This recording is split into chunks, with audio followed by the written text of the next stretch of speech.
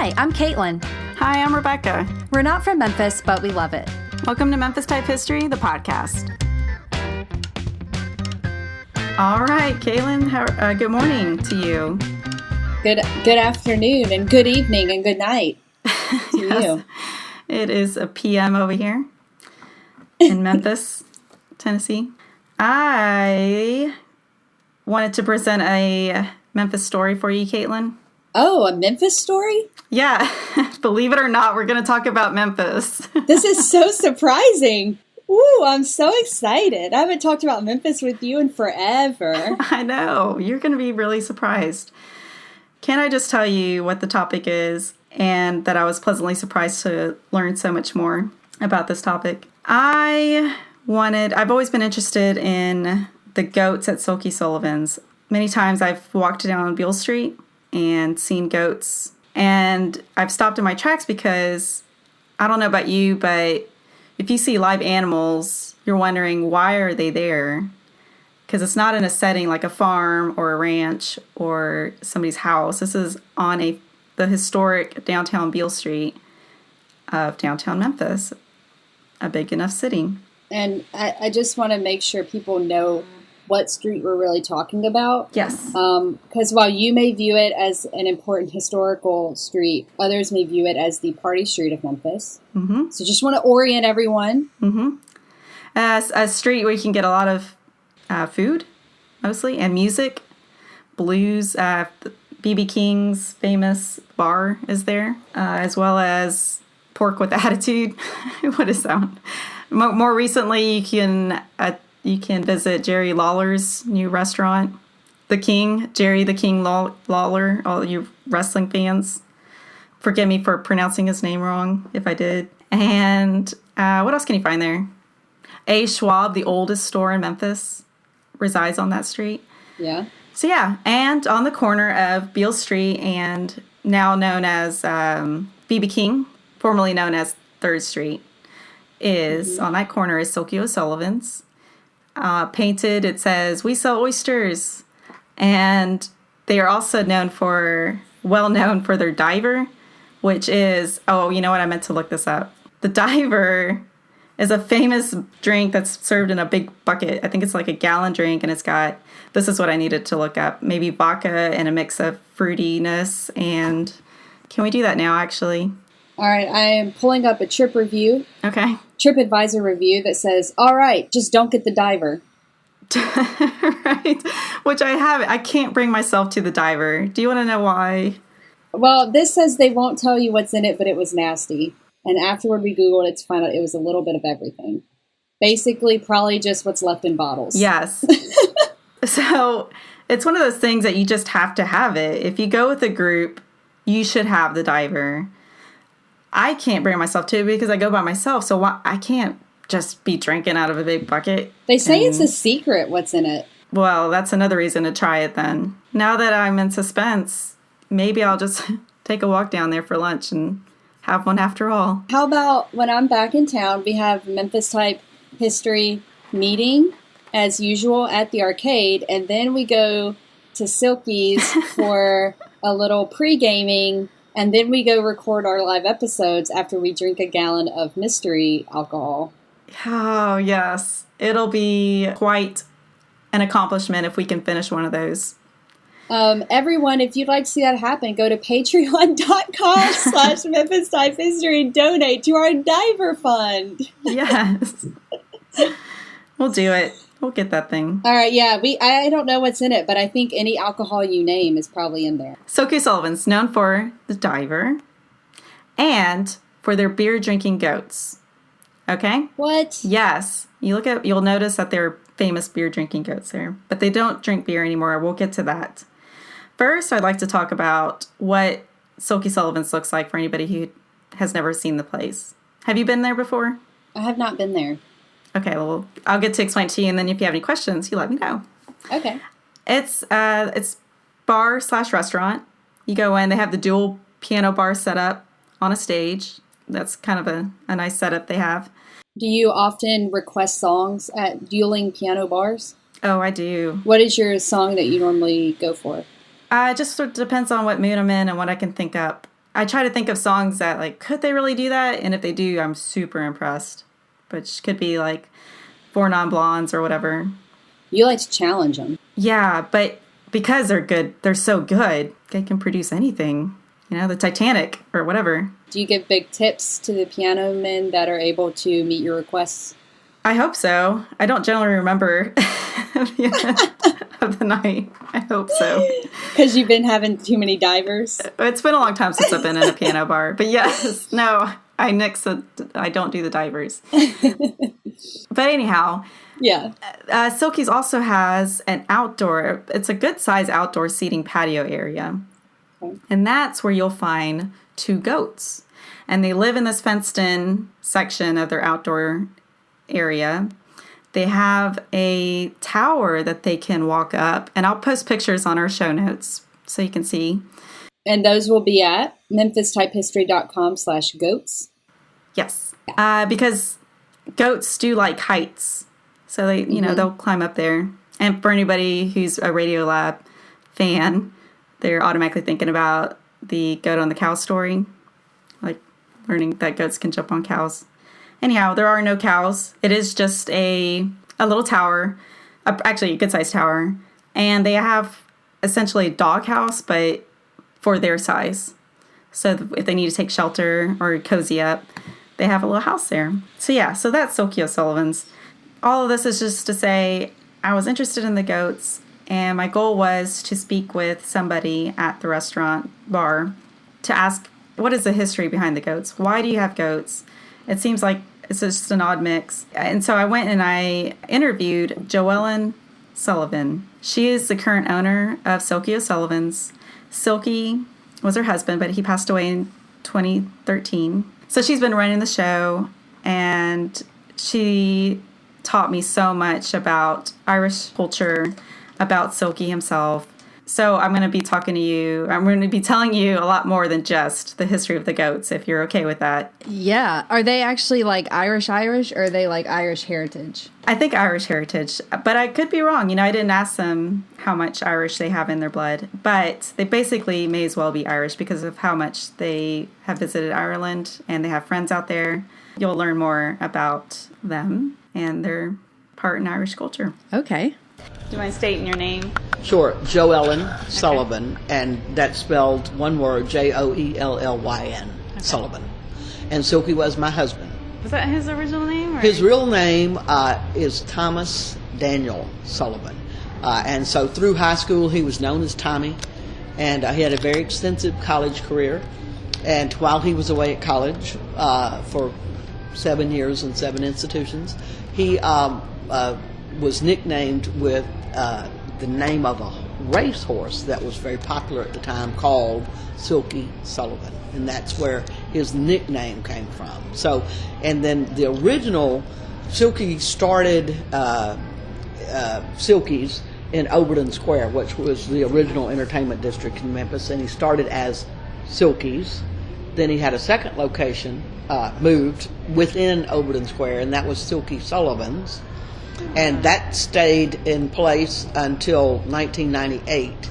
In 92, we opened Silky O'Sullivan's here because Silky says that in Ireland, the tradition is to add an O for the son of. So if the father's name was Sullivan, the son's name would be O'Sullivan. So the logic for Silky was that this would be Silky O'Sullivan's. So it's like the Beale Street one is the son of his original bar. Uh-huh. Cool. Yeah, and in addition, between 2000 and 2005, they had a location in New Orleans, and they closed that one this spring right before Katrina hit. And if anybody's listening that doesn't know what Katrina is, that is the major hurricane that blew the levees in New Orleans and caused a great disaster. So they were pretty lucky. We closed the spring before Katrina. Whoa, what timing? Exactly. End of April, and Katrina was in August. So that's I usually have a moment every day when I was grateful for that. Now it's every week or two. I have a moment to reflect on my gratitude for getting out when we did. So, Woo. Yeah. I can't imagine that feeling. That happening, you're like, right. Just got out of there. Yeah, right. But we learned a lot of lessons down in New Orleans about being in the restaurant business and some things just in a different market. It was a whole lot of fun to be there. John Elkington, who's the manager of Beale Street at the time, he's the one that wanted Silky to open on Beale Street. And in all honesty, Silky was hesitant about opening on Beale Street.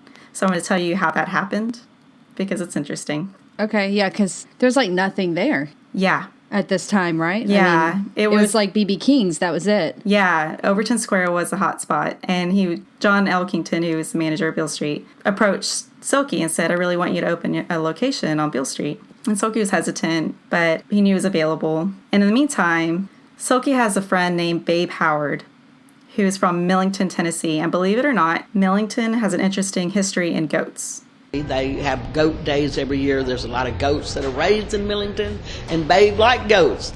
So Silky took Babe Howard and some of his friends to Ireland for a festival weekend that's called Puck Fair, P-U-C-K. And Puck is Gaelic for goat.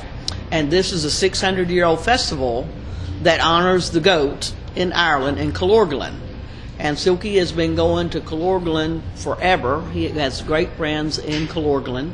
And for this festival, the reason he wanted Babe to go was that they crown a goat. They capture a mountain goat, and the goat is king of the fair for 3 days. He's raised up on a platform, given a crown. I've got a picture. I took a picture of one of the pucks. They have a picture of him at the restaurant, so I took a picture and I'll post it. Yeah, that's cool. Okay, well, let me tell you the legend of this fair. Okay. So 600 years ago, everyone was minding their own business, and as they do. All of a sudden, as they do, yeah. As people do at the beginning of stories. Yes, in Killorglin village. And all the village people started noticing that the mountain goats were among them. And it clicked that the mountain goats had come down from the mountains, which meant that they had seen invaders on their way. And so they knew what was going on. They prepared for war, and they won the battle that day, thanks to the mountain goats. And so since then, they've had a festival in August that celebrates the goat, also known as Puck Fair. I have so many thoughts about this story, but I can't even get into them. Okay. I love that story. It's so funny. When Silky took Babe to Ireland, and he loved it, just thought it was wonderful. He knew what we were doing in Memphis in Overton Square, and he wanted to go into business with Silky in opening Silky O'Sullivan's here. And so after that time of opening here, then Silky's dream was that we should have a goat.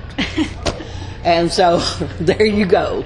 And the first goat they possessed, or not owned, they named him Killian's after the Irish beer. So, nice. Yeah. And I also wanted to talk to you, as I learned, that live animals have a history in downtown, being that there was a butcher shop on Beale Street, predating refrigeration. That's not live animals. Those are dead animals, Rebecca. Well, no, they had live animals because they didn't have a refrigeration. No, live animals. They had to... people picked out their live animal and then they became dead. Correct. Yes. Yeah. Because when you think about goats, I think a lot of people probably think, is that sanitary? Can you have that? Where can you walk into a restaurant and see live animals, right? There's got to be some kind of restrictions, regulations, or whatever. So looking back into the past, there were live animals on Beale Street for the shop. Also, the Pinch District was occupied by many poor Irish immigrants who couldn't afford a cow, and they had a goat for fresh milk. So a lot of live animals lived in the Pinch District as well. And Silky got their goat cleared through the local health department. The city council passed a special ordinance at Silky's request for Killians to thrive on their property. Aw. Yeah. So he worked hard for his goats to be living there. We got it cleared with the local health department, and then one day, Silky got a phone call and said, come down here. There's, as Silky would say, 5 KGB-looking agents that are down here in suits with briefcases and say that if we don't get rid of our goats by 5 o'clock, they're going to put a padlock on the door. So Silky came down here to meet them, and his first words to them were, why are you here? And they're like, well, we're from the state health department, and we supersede anything that Memphis or Shelby County Health Department has to say. And we want you to know if you don't get these goats out of here by 5 o'clock, we're going to put a padlock on your door. And Silky's like, I can't believe y'all have wasted my time in this way. He said, did y'all not talk to my goat's lawyer? The goat has a lawyer? Absolutely. It was one of the law professors at the University of Memphis. He also had a great advocate in the lieutenant governor of the state of Tennessee at the time, who really loved goats as well. But they said, we did talk to your lawyer. And he said, and what did he tell you? He said, well, he said you would take this to the Supreme Court. He said, that's exactly right. I will take this as far as I need to go to get permission for my goats to live here. And the health department fellows said, well, what's the argument? He said, well, the first question that I'm going to ask when we get before the Supreme Court, what poops the most, 2 goats or 5 ducks? And so, yes, you get the connection. Oh, snap. Yes, and which is laying down some Memphis burns. Yes. So if you're not familiar with what the 5 ducks reference is, Memphis holds the very historic hotel called the Peabody, with 5 ducks in their logo, because the 5 ducks are such a staple to that hotel and the history of that hotel. 5 ducks swim in the lobby's fountain every day from 9 to 5, while people are sitting around lounging, drinking tea or drinks, eating some hors d'oeuvres, appetizers. So the main point is they're not going to get rid of their ducks, because that's a big part of Memphis. And so the health department said, okay, have a good day. And that was the end of that. They knew better. Yes. Well, there is a PETA veterinarian. PETA, the animal rights people. The animal rights people, thank you. Not the delicious bread. Yes, or the guy from Hunger Games. Oh, yeah. Yeah. He visited because a lot of people have had questions of, are the goats being treated right? There are some who think that our goats are deprived in some way because they have their own house and their own shed, and that they eat goat food and have clean water and are revered. And when the PETA veterinarian came, all he could do was shake his head and say, these are the luckiest goats in the whole wide world. Nobody takes as good a care and cares as much about goats as these goats that live here at Silky. So we're even PETA vet approved. Very good. So there you go. Killian's, their first goat, he's an award-winning stud.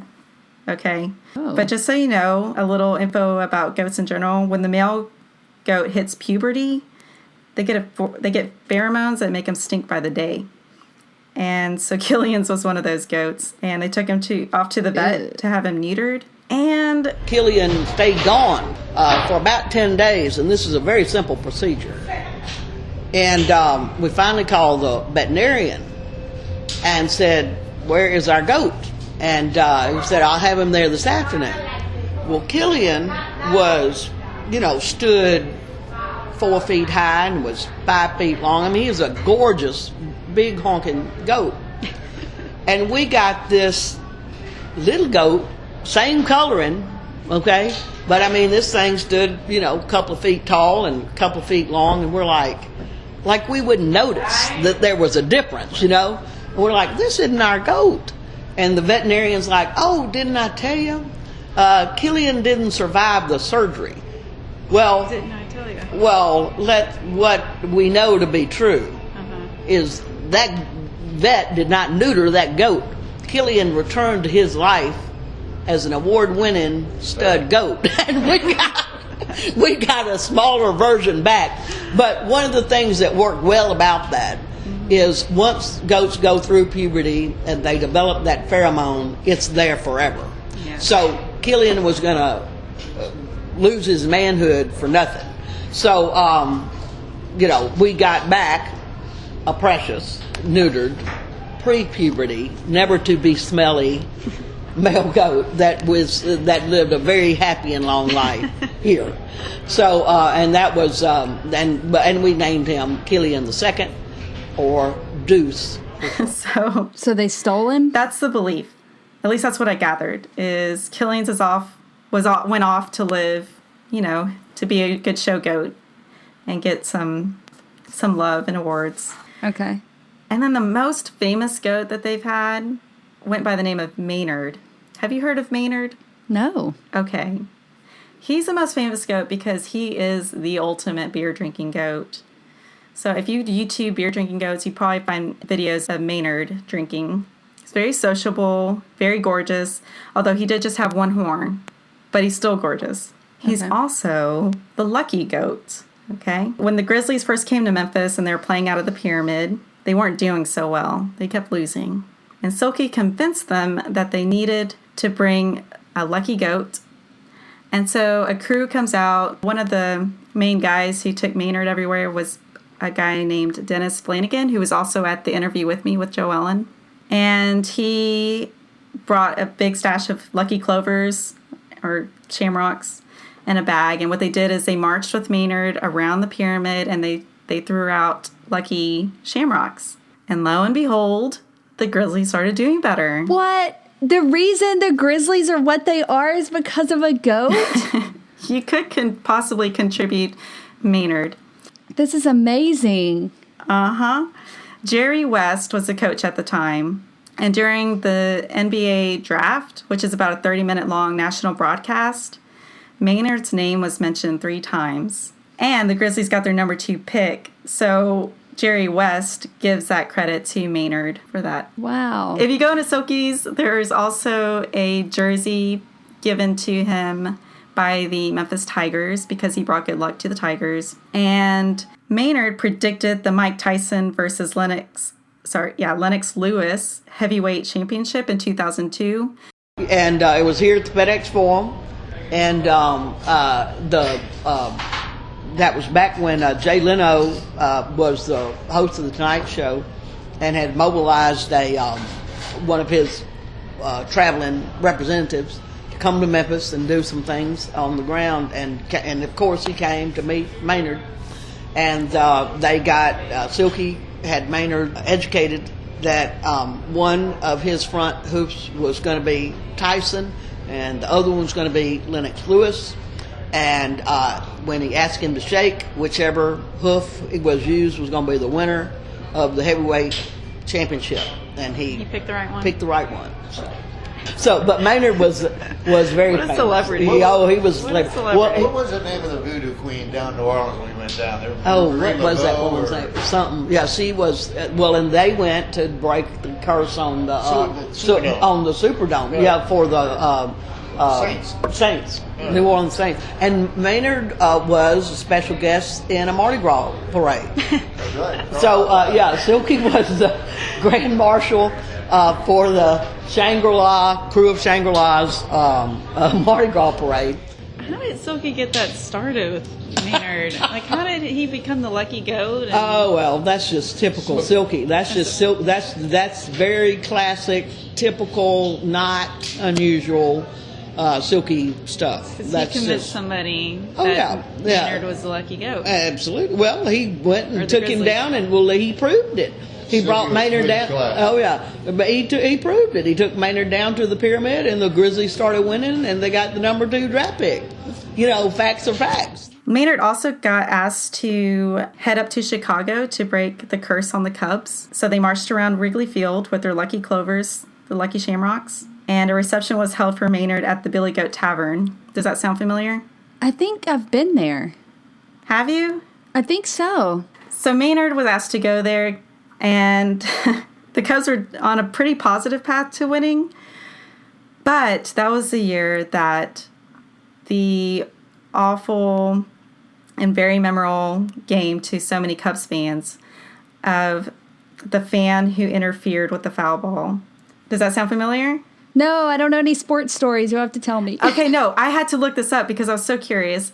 And you probably do know this. Last year was a really big deal for the Cubs. Do you know why? Well, Yes. they won some stuff. They some won games. the World Series. That's right, they did. Yes. I was hesitant to say it because I was like, maybe they actually lost in the end. I don't remember. No, it was so exciting. Even if you weren't a fan, like, you know, it was just like, the Cubs, they won. And after I interviewed Joellyn and listened to this story, I thought, I got to look into this and see what game they're talking about. It's interesting because the Cubs really did have a curse on them. And not only that, in 1945 is when this curse began. And it's called the Billy Goat Curse. Okay?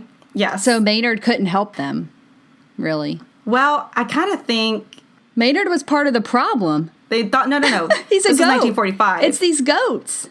No. Well, I'm wondering if maybe they thought, like, maybe the lucky goat can break the curse of the primary goat. Okay.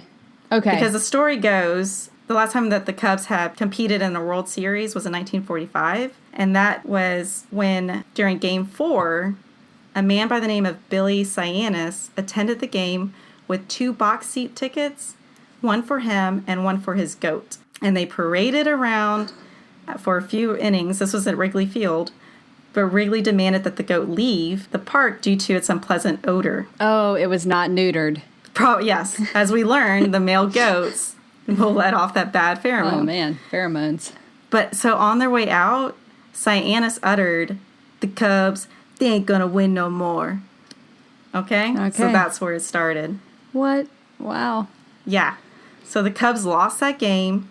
They lost the series, and they didn't return until the 2016 World Series. And that's why it was such a huge deal. And the game when Maynard went out and they were kind of winning, and it was such a big deal that they lost, is because poor fan named Steve Bartman reached out for the ball. He was trying to grab it, and I haven't watched the video. I don't blame him, but the catcher really thought he could have caught it had that guy not interfered, and that cost him the game. And poor Steve Bartman got like death threats and stuff. Oh, I do. I do know about that. Do you? Okay. Vaguely, yeah. Yeah, it was big. It was a big deal. So that's about Maynard. Now, I do want to say that above how cool these goats are, I want to talk a little bit more about Silky, if that's okay. Yeah. Because I really regret that I didn't get to meet him. He was just such a quirky character. The fact that he decided that Maynard was a lucky goat. He also, Joellyn tells us, that he introduced our barbecue to Ireland. Oh, which is a pretty big deal. Yeah. He had taken a group over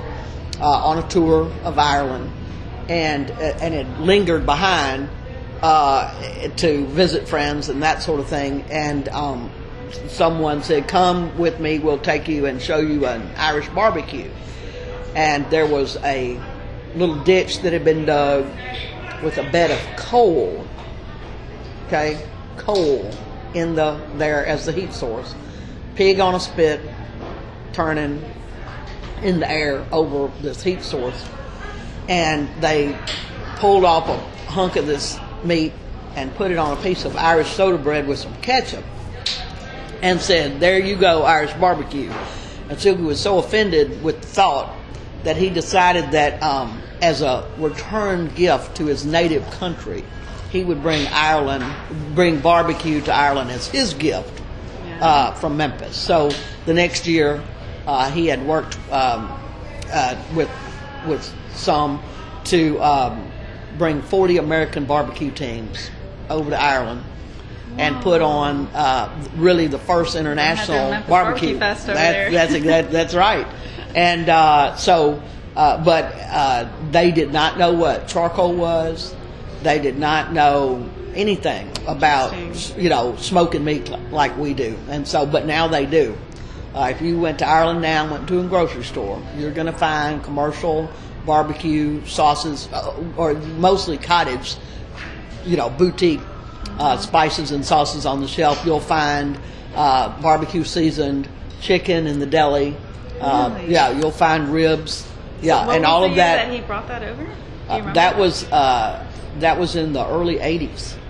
So and now there's that was an his international contribution. barbecue society. Oh yeah, well he took barbecue to Ireland, Estonia, before, while it was still part of the Soviet Union.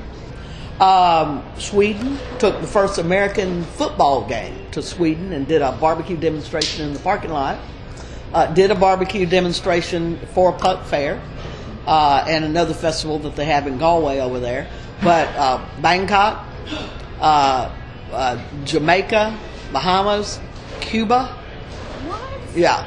So barbecue was around the world, and we had no idea when we went to New Orleans and opened in 2000 down there. We knew we had to do some kind of food. It's such a food mecca. We'd have to do something, but we did not feel comfortable trying to do anything that they were already doing so well. So we decided our only thing to do was barbecue.